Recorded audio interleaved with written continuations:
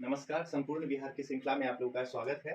इससे पहले हम लोगों ने इसका 3 क्लास कर लिया है और ये हम लोगों का चौथा क्लास है, जिसमें हम लोग आगे का जो इम्पोर्टेंट क्वेश्चन है उसको देखते हुए चलेंगे। और इसका हम लोग जैसा हम आपसे वादा किए हैं कि कुछ वीडियो अपलोड हो जाने के बाद आप लोगों को सारा पीडीएफ दे देंगे, ताकि आप लोग अगर एक बार वीडियो देख लेते हैं और जो टॉपिक आप लोगों को कमजोर लगता है उसका पीडीएफ निकाल के इजी वे में आप लोग पढ़ सके, ताकि दोबारा रिकॉल करने में आप लोगों को दिक्कत ना हो। और हम लोग बिहार के बाद पॉलिटी का क्लास कल से स्टार्ट कर देंगे, या पॉसिबल है या 2-3 क्लास हो जाने के बाद पॉलिटी के स्टार्ट कर देंगे। फिर हिस्ट्री के बारे में भी देखते हुए चलेंगे, ताकि आप लोग 69 बीपीएससी का दे एग्जाम, बिहार दरोगा का दे एग्जाम, या फिर अगर आप लोग टीचर वाले हैं तो उससे जो बिहार से रिलेटेड या जनरल स्टडी से रिलेटेड जितना भी क्वेश्चन है वो किया जा सके। तो हम लोग आज का क्वेश्चन देखते हैं। आज का पहला क्वेश्चन जो है, देखिएगा कुछ क्वेश्चन इसमें ऐसा लगेगा कि क्वेश्चन का रिपीटेशन हो रहा है, बट वो क्वेश्चन क्या है कि इतना बार पूछा गया है और उस क्वेश्चन को उसका पैटर्न थोड़ा सा चेंज किया गया है, जिस वजह से आपको लगेगा कि ये तो सेम ही है बट डिफरेंट होता है। और जितना कुछ ऑब्जेक्टिव क्वेश्चन को बार बार करेंगे वो उतना ही आप लोगों के लिए आसान होगा। तो देखिए, हम लोग बात कर रहे हैं, क्वेश्चन नंबर 157 में है, द्वितीय बौद्ध संगीति का आयोजन किसके शासनकाल में हुआ था। तो हम लोग कल बात कर लिए थे कि जो द्वितीय बौद्ध संगीति हुआ था वो किसके समय में हुआ था, कालाशोक के समय में हुआ था। किसके समय में हुआ था, कालाशोक के समय में हुआ था। और ये कालाशोक के समय में ये कहाँ पे हुआ था, तो वैशाली में हुआ था। ये क्वेश्चन हम लोग याद रखेंगे। हम लोग बात कर भी किए थे कि पहला बौद्ध संगीति 483 बीसी में हुआ था, यानी ईसा पूर्व हुआ था। ये याद रखेंगे कि आप लोगों ने एग्जाम में कंफ्यूज करने के लिए ईसा पूर्व और ईसवी सन ईस्वी दिया हुआ होगा, यानी कि उसमें पूर्व नहीं लगा हुआ, सिर्फ ईसा लिखा होगा, तो आप लोग कंफ्यूज होके गलत मत कर लीजिएगा। दूसरा वाला जो हुआ था वो 383, जिसकी बात अभी हम लोग कर रहे हैं, ईसा पूर्व हुआ था। ये बात आप लोग बार बार याद रखेंगे, थोड़ा थोड़ा चीज होता है वो कंफ्यूज कर देता है। और तीसरा वाला जो हुआ था वो 251 ईसा पूर्व हुआ था, ये अशोक के समय में हुआ था। तो आप लोग ये बार बार लिखने का यही मकसद है, ताकि आप लोग इसको याद रख सके।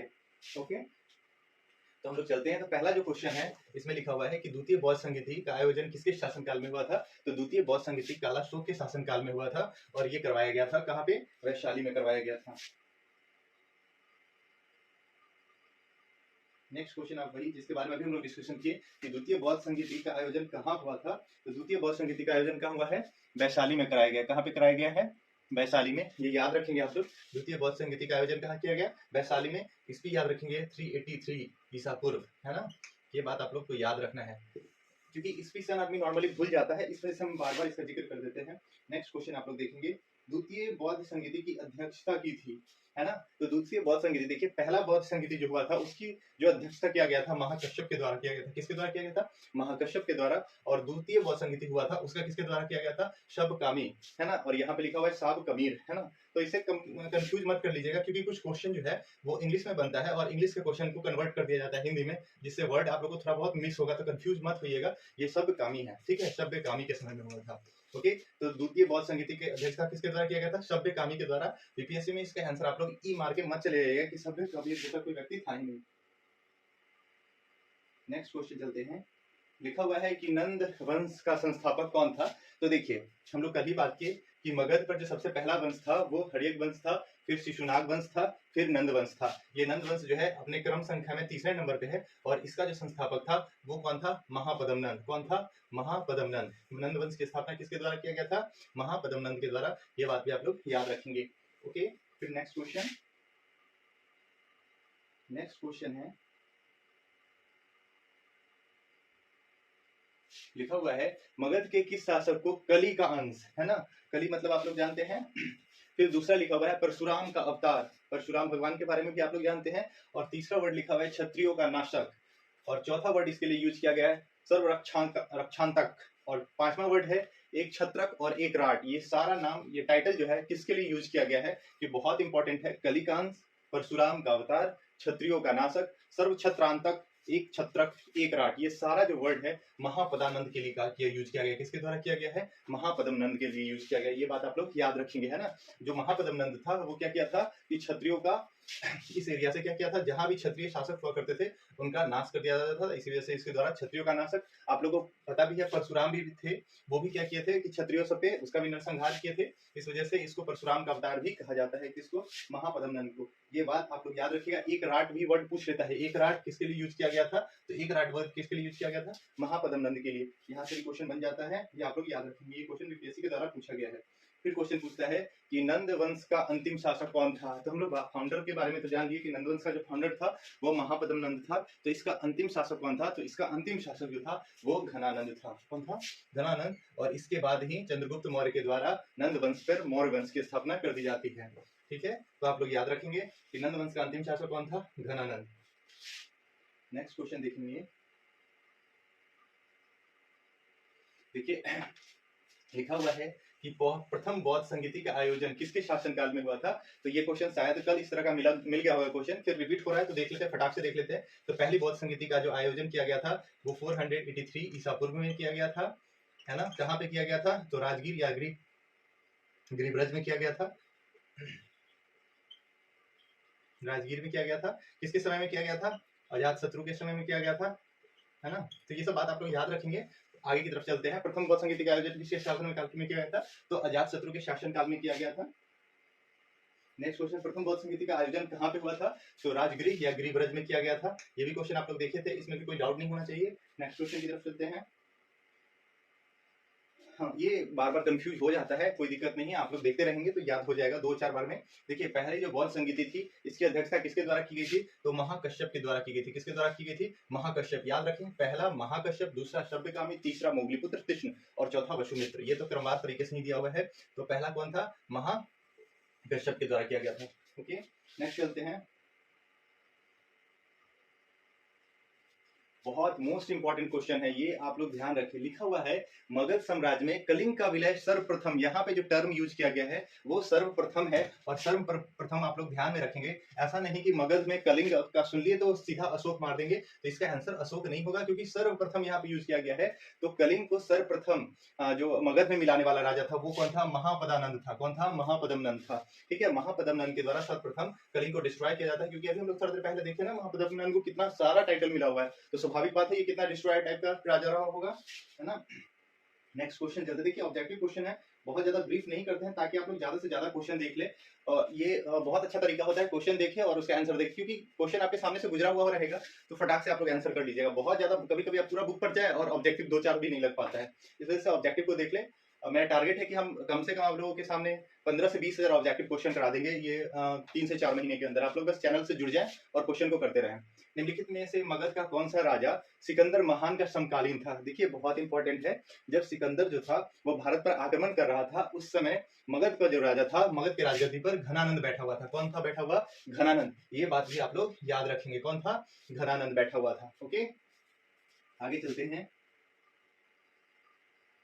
निम्नलिखित में से किस राजा ने पाटलिपुत्र को बसाया था?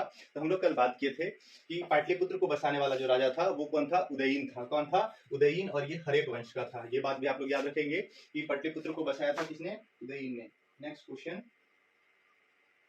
बहुत इंपॉर्टेंट क्वेश्चन है। देखिए इस तरह का क्वेश्चन बीपीएससी बहुत आजकल पूछने लगा है। इसमें जो एग्जैक्ट क्वेश्चन है वो नहीं हो सकता है, इसको थोड़ा सा ट्विस्ट करके पूछ सकता है कि आंसर वाला जो चीज है वो आपको क्वेश्चन में मिल जाएगा और क्वेश्चन में जो लिखा हुआ है वो आंसर के फॉर्म में मिल जाएगा, है ना। तो देखिए मगध के शासक अजात शत्रु का बात किया जाता है ना। तो ये मगध के जो शासक है अजात शत्रु ने किसके आक्रमण के प्रतिरोध में गंगा और सोन के संगम पे, है ना, गंगा नदी और सोन के संगम पे अवस्थित पाटलिग्राम यानी पाटलिपुत्र को सुरक्षित करने के लिए, तो सुरक्षित तथा किलों को सुसज्जित करने के लिए, है ना। यहाँ पे सुसज्जित मतलब है डेकोरेट करने के लिए नहीं, यहाँ पे है क्या? किलों के तोप उसके बाद घुड़सवार वगैरह यानी सैनिक सबसे क्या करने के लिए, इसको लैस करने के लिए जो आगे चल के पाटलिपुत्र नगर बना, सुसज्जित किया जो आगे चल के पाटलिपुत्र नगर बना। तो इसको सबसे पहले किसने किया और क्यों किया? तो हम लोग बात किए कि अजात शत्रु जो था वो सबसे ज्यादा जो अपना वॉर कर रहा था वो लिच्छवी के किस राजा से? लिच्छवी से कर रहा था। वैशाली के वज्जी संघ, है ना, वैशाली का जो वज्जी संघ था इसके बारे में हम लोग देखे और कल इसमें बात किए थे कि वैशाली का जो वज्जी संघ था या लिच्छवी का जो संघ था उसके साथ जब अजात शत्रु वॉर कर रहा था तो महाशिलाकंटक, है ना, और डिफरेंट नए नए तरह का हथियारों का वो प्रयोग किया था और अजात शत्रु को इस क्षेत्र को जीतने में सबसे ज्यादा समय तक वॉर करना पड़ा था। तो हम देखेंगे कि अजात शत्रु जो है वो किसके भय से अपने किले को सुसंगठित किया था? तो वैशाली के गणराज, वैशाली गणराज या वैशाली के वज्जियों से। किसे? वैशाली के वज्जियों से या वैशाली लिच्छवी से। नेक्स्ट क्वेश्चन देखेंगे। नेक्स्ट क्वेश्चन लिखा हुआ है मौर्य साम्राज्य का संस्थापक। ये तो बहुत आसान क्वेश्चन है। मौर्य साम्राज्य का जो संस्थापक था वो कौन था? चंद्रगुप्त मौर्य। और चंद्रगुप्त मौर्य के द्वारा 320 ईसा पूर्व, ये याद रखेंगे हमेशा, ईसा पूर्व, है ना, ये वर्ड याद रखेंगे। कभी कभी करवा जाता है, आदमी थोड़ा बहुत कंफ्यूज हो जाता है क्योंकि एग्जाम का जो प्रेशर होता है वो हर सिचुएशन से डिफिकल्ट सिचुएशन होता है। आप छोटा छोटा सिली सिली मिस्टेक करेंगे और पता चला 100 में 4-5 ऐसा मिस्टेक करके आएंगे जो आपका सिलेक्शन रोक देगा। नेक्स्ट क्वेश्चन देखिए, मौर्य साम्राज्य की राजधानी थी। ये बहुत इंपॉर्टेंट क्वेश्चन है। मौर्य साम्राज्य की राजधानी, आदमी क्या करेगा, पढ़ेगा मौर्य साम्राज्य, अच्छा ये तो क्या था, राजगीर, राजगृह, फटाक से मार के आ जाएगा, 1 मिनट भी सोचेगा नहीं। लेकिन यहाँ पे ध्यान दीजिएगा, ये मौर्य साम्राज्य की बात कर रहे हैं, मगध की बात नहीं कर रहा है ना। मगध की अगर पूछा जाता है तो आदमी क्या कहते हैं, मगध का जो कैपिटल था वो राजगीर, आप मार के आएंगे कोई दिक्कत नहीं। लेकिन मौर्य साम्राज्य है ना, मौर्य साम्राज्य का क्या कैपिटल है, तो पाटलिपुत्र है ना। इसमें कभी ऑप्शन ई के साथ नहीं जाएंगे, कुछ बच्चा के दिमाग में ये भी आ जाएगा मौर्य साम्राज्य, अच्छा इसका तो राजगीर भी था, पाटलिपुत्र भी था, वैशाली, लेकिन ध्यान नहीं देगा कि मौर्य यहाँ लिखा हुआ है, न कि मगध, है ना। तो मौर्य साम्राज्य की जो राजधानी थी पाटलिपुत्र, हम लोग बात किए थे कल, थोड़ा सा ध्यान में रखेंगे। क्वेश्चन जो पढ़ते हैं उसको थोड़ा लिंक किया कीजिए। 383 ईसा पूर्व, ये वो समय है जब द्वितीय बौद्ध संगति हुई थी, है ना। ये द्वितीय बौद्ध संगति हुआ था, द्वितीय बौद्ध संगति। और आप लोगों को पता होगा कि ये द्वितीय बौद्ध संगति जो हुआ था वो कहाँ पे हुआ था, वैशाली में, है ना, वैशाली में। और कराने वाला कौन था, तो कालाशोक था। कौन था, कालाशोक। और कल एक क्वेश्चन हम लोग देखे थे कि किस मगध के शासक के द्वारा राजधानी जो है वो कहाँ शिफ्ट कर दिया गया, पाटलिपुत्र। और तब से मगध का जो डायनेस्टी का जो कैपिटल था वो पाटलिपुत्र ही बना रह गया जब तक मगध डायनेस्टी था। ठीक है, तो हम लोग पढ़े थे, इसमें था आंसर उसका क्या, कालाशोक। यानी कालाशोक जो था वो उसके समय में क्या किया गया था कि वैशाली से राजधानी को कहाँ शिफ्ट कर दिया गया था, पाटलिपुत्र। और उसके बाद से कोई भी राजा आया मगध पे शासन करने तो उसका कैपिटल पाटलिपुत्र ही बना रहा, अर्थात मौर्य साम्राज्य की जो राजधानी थी वो क्या थी, पाटलिपुत्र, है ना। तो मगध में हम लोग जानते हैं कि कालाशोक के बाद से लगातार कैपिटल पाटलिपुत्र बना रहा है, ये चीज आप लोग याद रखेंगे। नेक्स्ट चलते हैं। तो इसी वजह से कुछ पीछे के वीडियो को भी देखा करें और आराम से पढ़े, घबराए नहीं, धीरे धीरे जितना ज्यादा पढ़ते जाएंगे वो क्वेश्चन आसान होता जाएगा और इजी वे में आप लोग कर देंगे। नेक्स्ट क्वेश्चन है, चंद्रगुप्त मौर्य ने मगध की सत्ता किसकी सहायता से प्राप्त की थी। बहुत इंपॉर्टेंट क्वेश्चन है। तो देखिए, किसकी सहायता से प्राप्त की थी, चाणक्य। क्योंकि हम लोग जानते हैं कि चाणक्य का अपमान किया गया था घनानंद के द्वारा, है ना, घनानंद के द्वारा। और उसी समय वो एक शपथ लेते हैं और बोलते हैं कि जब तक हम घनानंद को क्या करते हैं, उसके सत्ता से क्या नहीं कर दे, हटा ना दे, तब तक हम लोग क्या करेंगे, अपने शिखा को नहीं बांधेंगे, यानी अपने टिक्की यानी चोटी को नहीं बांधेंगे, ऐसा कसम खाए थे चाणक्य। ओके, तो ये बात हम लोग जानते हैं। क्योंकि घनानंद था वो इनके सपना, चाणक्य का जो सपना था अखंड भारत, उसको पूरा करने में वो सहायता नहीं कर रहे थे। तो चाणक्य, देखिए चाणक्य का 3 नाम है। चाणक्य बाद में इनको हम लोग कहा जाता है क्योंकि ये बहुत नॉलेजेबल थे। इनका वास्तविक जो नाम है वो विष्णुगुप्त है। क्या नाम है, विष्णुगुप्त। और जब ये प्रोफेसर थे, जब पढ़ाते थे, वहां पे ये कौटिल्य के नाम से जाने जाते थे, है ना। तो ये कंफ्यूज मत कर लीजिएगा कि कौटिल्य कोई और है, विष्णुगुप्त कोई और है और चाणक्य कोई और है ना। एक ही व्यक्ति है, उन्हीं का अलग अलग नाम है। तो चाणक्य, विष्णुगुप्त और कौटिल्य, इन्हीं की सहायता से चंद्रगुप्त मौर्य जो है वो सत्ता में आता है। और इनको क्या बनाया जाता है, चंद्रगुप्त मौर्य के द्वारा इनको अपना प्रधानमंत्री बनाया जाता है। कौन बनाया जाता है, प्रधानमंत्री। नेक्स्ट क्वेश्चन देखेंगे, मौर्य साम्राज्य की स्थापना हुई थी। तो मौर्य साम्राज्य की स्थापना हुई थी 320 ईसा पूर्व। कब हुई थी, 320, ये याद रखेंगे 320। देखिए यहाँ पे भी 320 है, यहाँ भी 320 है, लेकिन यहाँ ईस्वी लगा हुआ है ना, और यहाँ पे ईसा पूर्व लगा हुआ है। तो इसका सही आंसर है ईसा पूर्व। याद रखेंगे ये सब चीज, एग्जाम में थोड़ा सा मिस्टेक ही गलत करके आ जाएगा, इसी वजह से ऑप्शन को भी सही ढंग से पढ़ें आप लोग। 320 ईसा पूर्व में किया गया था मौर्य साम्राज्य की स्थापना चंद्रगुप्त मौर्य के द्वारा। और चंद्रगुप्त मौर्य की जो सहायता किया था वो किसने किया था, कौटिल्य, विष्णुगुप्त। नेक्स्ट क्वेश्चन लिखा हुआ है, यूनानी दूत, है ना, या यूनानी राजदूत मेगास्थनीज किसके दरबार में पाटलिपुत्र आया था। तो हम लोग को पता है कि जब चंद्रगुप्त मौर्य 320 ईस्वी में क्या बन जाते हैं, ईसा पूर्व में मौर्य का राज्याभिषेक इनका हो जाता है, यानी मौर्य के राजा बन जाते हैं। तो उसके 5 साल बाद, है ना, यूनान का आक्रमणकारी, है ना, यूनान का आक्रमणकारी था सेल्यूकस निकेटर, उसके द्वारा एक दूत भेजा जाता है जिसका नाम है मेगास्थनी। और मेगास्थनी जो है वो क्या करता है, एक्सेप्टेंस कर लेता है चंद्रगुप्त मौर्य का, है ना। तो यूनानी दूत मेगास्थनीज किसके दरबार में पाटलिपुत्र आया था, तो चंद्रगुप्त मौर्य के दरबार में आया था। ओके, नेक्स्ट क्वेश्चन है, मेगास्थनीज का पाटलिपुत्र आगमन कब हुआ था। वही क्वेश्चन जिसके बारे में भी हम लोग बात किए। तो 305 ईसा पूर्व, 315 ईसा पूर्व। कब हुआ था, 315 ईसा पूर्व हुआ था। नेक्स्ट क्वेश्चन देखेंगे, चंद्रगुप्त मौर्य के दरबार में मेगास्थनीज को भेजने वाला शासक कौन था। तभी हम लोग बात किए, सेल्यूकस निकेटर था। वो कौन शासक था जो मेगास्थनीज को चंद्रगुप्त मौर्य क्या भेजता है, सेल्यूकस निकेटर। कौन भेजता है, सेल्यूकस निकेटर। अब यहाँ पे भी एक बहुत अच्छी सी स्टोरी है, लेकिन उतना लंबा क्लास हम नहीं लेंगे क्योंकि देखिए ये जो समय था 400 ईसा पूर्व, और 300 ईसा पूर्व के समय जो यूनानी थे, है ना, उनका एक्सटेंशन हो रहा था पूरी तरह से, वो क्या पूरब की तरफ बहुत तेजी से बढ़ रहे थे। तो उसी समय जब सेल्यूकस निकेटर जब भारत पे आता है वो आक्रमण के विचार से, तो यहाँ की विशाल सेना को देख करके वो भयभीत हो जाता है और छोटा सा युद्ध होता है, जिसके बाद वो सरेंडर कर जाता है। और इसी वजह से जो और भारत पर जो यूनान का जो खतरा था वो पूरी तरह से क्या होता है, समाप्त हो जाता है। इसी वजह से चंद्रगुप्त मौर्य को भारत का मुक्तिदाता कहा जाता है। तो किससे मुक्ति दिलाते हैं? यूनानियों से मुक्ति दिलाते हैं। ठीक है, तो चंद्रगुप्त मौर्य के दरबार में मेगास्थनीज को भेजने वाला शासक कौन था? सेल्यूकस निकेटर था। नेक्स्ट,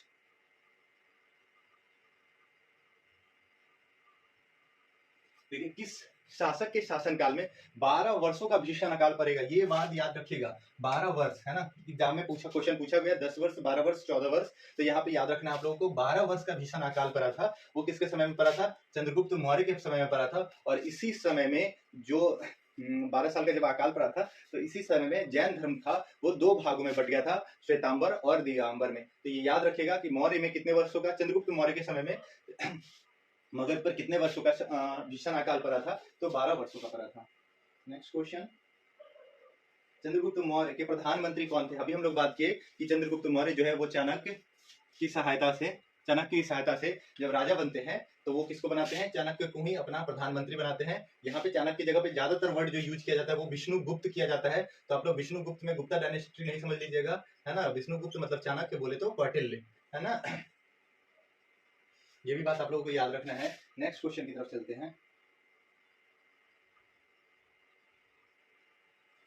किससे मुक्ति दिलाने के लिए, ये देखिए, किससे मुक्ति दिलाने के लिए चंद्रगुप्त मौर्य को भारत का मुक्तिदाता कहा जाता है? तो किससे दिलाने के लिए? अभी हम लोग बात किए ना यूनानियों से। किससे? यूनानियों से मुक्ति दिलाने के लिए, है ना। तो ये भी क्वेश्चन आप लोग याद रखेंगे। आगे चलते हैं, बहुत इंपॉर्टेंट क्वेश्चन था। वह स्रोत जिसमें पाटलिपुत्र के प्रशासन, यहाँ पे भी आप लोग थोड़ा सा ध्यान देंगे, पाटलिपुत्र के प्रशासन के बारे में बात किया जा रहा है ना, पाटलिपुत्र के एडमिनिस्ट्रेशन के बारे में बात किया जा रहा है। तो इस चीज का जो वर्णन है वो कहाँ पे दिया गया है? इंडिका में दिया गया। कहाँ पे दिया गया है? इंडिका में। और इंडिका जो है वो किसके द्वारा लिखा गया है? तो मेगास्थनीज के द्वारा लिखा गया। किसके द्वारा लिखा गया है? मेगास्थनीज, वही यूनानी राजदूत के द्वारा। नेक्स्ट क्वेश्चन देखेंगे, नंद वंश के पश्चात किस वंश का शासक होता है? तो हम लोग बात किए कि नंद वंश का आखिरी शासक कौन था? घनानंद था। और घनानंद के बाद ही मौर्य वंश का स्थापना होता है। ठीक है, तो नंद वंश के बाद किसकी स्थापना होती है? मौर्य वंश की।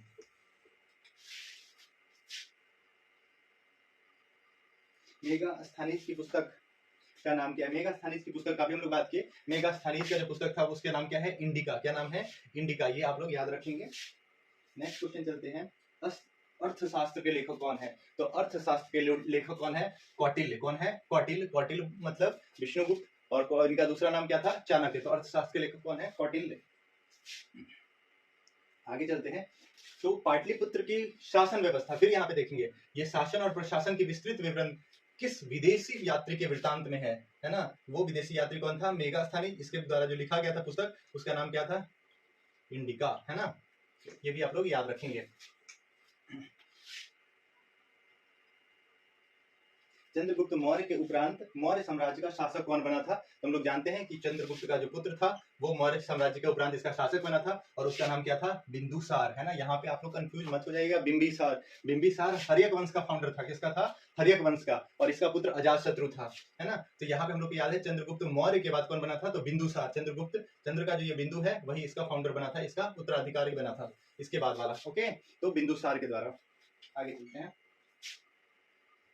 किस मौर्य शासक के दरबार में आजीविका भविष्यवक्ता लिखा हुआ है? कौन से मौर्य शासक थे जिसके दरबार में आजीवक भविष्यवक्ता? पिंगलवत्स। ये बहुत इंपॉर्टेंट क्वेश्चन है, पिंगलवत्स। ये नाम याद रखिएगा। मौर्य जो शासन काल में भविष्यवक्ता कौन थे? तो पिंगलवत्स थे। कौन थे? पिंगलवत्स थे। और ये किसके राज्य में रहते थे? तो ये बिंदुसार के राज्य में रहते थे। किसके राज्य में रहते थे? बिंदुसार के राज्य में रहते थे। ये बात भी आप लोग को याद रखना है। बिंदु के राज्य के समय में आजीवक संप्रदाय के थे। ये भी क्वेश्चन पूछ लेता है, पिंगलवत्स किस संप्रदाय से बिलोंग करते थे? तो आजीवक संप्रदाय से बिलोंग करते थे। ये सब बात आप लोग याद रखिएगा, क्योंकि आजकल क्वेश्चन सीधा नहीं देता है, बस क्वेश्चन के तरीकों को चेंज करके दे देता है। लेकिन यही से क्वेश्चन आएगा, ऐसा थोड़ी ना हिस्ट्री बदल जाएगा।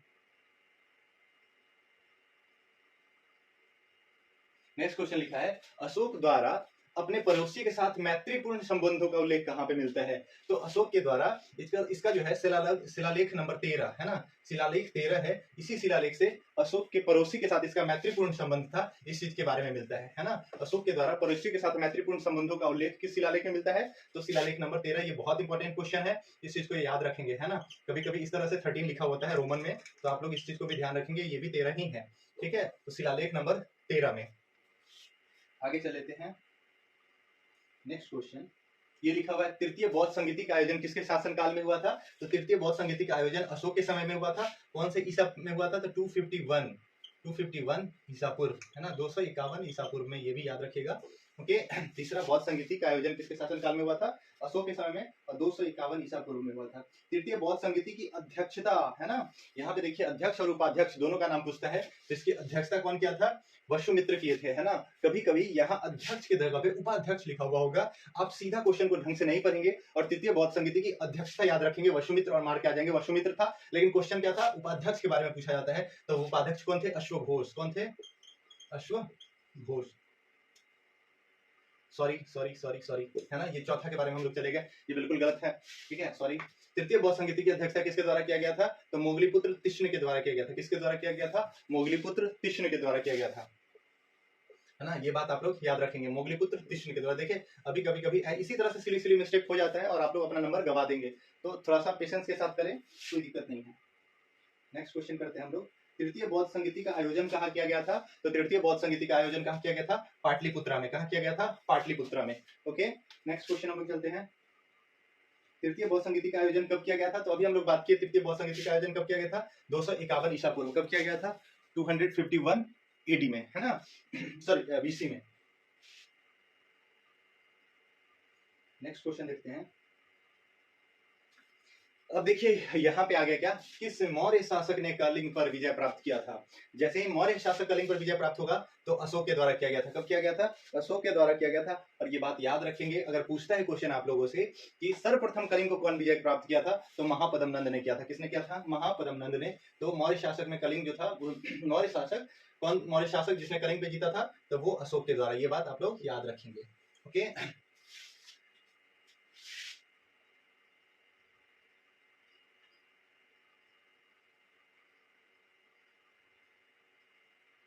नेक्स्ट क्वेश्चन लिखा हुआ है कि किस युद्ध में हुई भारी तबाही तथा जान माल की हानि को देखकर अशोक का हृदय परिवर्तित हो गया और उसने युद्ध नीति को त्याग कर धर्म नीति की घोषणा कर दी। तो हम लोग को पता है कि अशोक का जो सबसे महत्वपूर्ण युद्ध हुआ था वो था कलिंग विजय। कौन था? कलिंग विजय। और इसी कलिंग विजय में वो इतना ज्यादा देखा, चारों तरफ सिर्फ खून ही खून है ना। आज भी लोग कहा जाता है कि कलिंग में आप जाइएगा, यानी कलिंग उड़ीसा में, तो वहां की मिट्टी जो है वो पूरी तरह से लाल हो गई है ना। इतना ज्यादा वहां पे खून रक्तपात हुआ था, जिसको देख करके क्या करता है कि अशोक वो क्या करता है? युद्ध की नीति त्याग देता है और धर्म नीति को अपना लेता है। ये बात भी आप लोग याद रखेंगे। ओके, नेक्स्ट क्वेश्चन की तरफ चलते हैं हम लोग। अशोक का धम्म है ना, अशोक का जो धम्म था वो किस चीज पे आधारित था? तो अशोक का जब भी धम्म नीति की हम लोग बात किए तो धम्म नीति क्या था? एक नैतिक आचार संहिता था। क्या था? एक नैतिकता पे आधारित एक आचार संहिता था, जिसमें मानव कल्याण और राज्य कल्याण के बारे में जिक्र किया गया था। तो अशोक का धम्म संहिता, धम्म किस पे आधारित है? तो एक नैतिक संहिता पे आधारित है, ये आप लोग याद रखेंगे। मौर्य साम्राज्य की केंद्रीय न्यायालय कहाँ स्थित थी? बहुत इंपॉर्टेंट क्वेश्चन है ना। मौर्य साम्राज्य की केंद्रीय न्यायालय, सेंट्रल जो इसका कोर्ट था वो कहाँ पे था? तो स्वाभाविक सी बात है, इसके कहाँ पे होगा? इसका जो हेडक्वार्टर होगा इसके कैपिटल में होगा, और कैपिटल इसका कहाँ था? पाटलिपुत्र में। तो यहीं पे इसका क्या था? केंद्रीय न्यायालय था। हम लोग इसमें बात करेंगे कि देखिए नेक्स्ट क्वेश्चन में मिल ही जाएगा, वहीं पे डिस्कशन कर लेंगे। आगे चलते हैं। नेक्स्ट क्वेश्चन लिखा हुआ है, अशोक ने अपनी धम्म यात्रा के अंतर्गत सर्वप्रथम किस जगह की यात्रा की थी? बहुत इंपॉर्टेंट है, धम्म यात्रा के अंतर्गत सर्वप्रथम किस जगह की यात्रा की थी? बहुत ऐसे बुक में आप लोगों को इसका आंसर मिल जाएगा लुम्बिनी, है ना, लेकिन इसका लुम्बिनी आंसर बिल्कुल गलत है। इसका सही आंसर है बोधगया। कहाँ पे है? पहली यात्रा उन्होंने कहाँ पे किया था? बोधगया पे। कुछ कुछ ऐसे बुक है जिसपे आपको लुम्बिनी मिल जाएगा और उसमें कारण लिखा हुआ होगा कि बौद्ध का जो जन्म हुआ था वो लुम्बिनी में हुआ था, इसी वजह से वो अपना पहला यात्रा कहाँ से शुरू करते हैं? लुम्बिनी से। लेकिन नहीं, सम्राट अशोक ने अपने धम्म की जो यात्रा सर्वप्रथम वो स्टार्ट किए थे, कहाँ से शुरू किए थे? बोध गया से स्टार्ट किए थे। और जब इनका राज्याभिषेक हुआ था उसके 10 साल बाद ये यात्रा उन्होंने स्टार्ट किया था।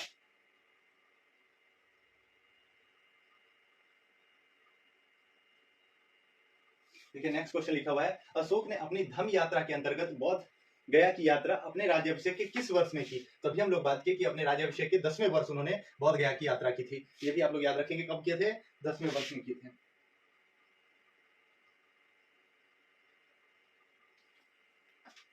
उसके बाद देखेंगे नेक्स्ट क्वेश्चन है, अशोक के स्तंभ लेख बिहार के किस जिले में से प्राप्त होते हैं? तो हम लोग बात की कि अशोक का जो स्तंभ है वो बिहार के चंपारण में 3 जगह, लौरिया नंदगढ़ है ना, उसके बाद लौरिया नंदगढ़ से है, उसके बाद रामपुरवा से है। रामपुरवा में एक सबसे इंपॉर्टेंट है कि वहां पे एक बैल है ना, नटुआ बैल, यानी बहुत सुंदर आकृति की वहां पे बैल प्राप्त होता है, और ये इस चीज का निशानी है कि इस एरिया का जो क्षेत्र था वो कृषि प्रधान क्षेत्र था, है ना। नेक्स्ट क्वेश्चन देखेंगे, बिहार से प्राप्त होने वाला अशोक स्तंभ लेख नहीं है। तभी हम लोग बात किए ना, बिहार से प्राप्त होने वाला कहाँ से है? अरेराज से है, नंदगढ़ से है और रामपुरवा से है। बिहार में ये रुमेनदेही है, यहाँ पे भी इनका स्तंभ है, लेकिन ये रुमेनदेही कहाँ पड़ता है? नेपाल में पड़ता है, बिहार में नहीं है, है ना।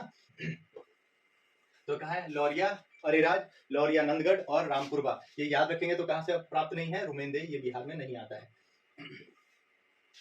नेक्स्ट क्वेश्चन चलेंगे।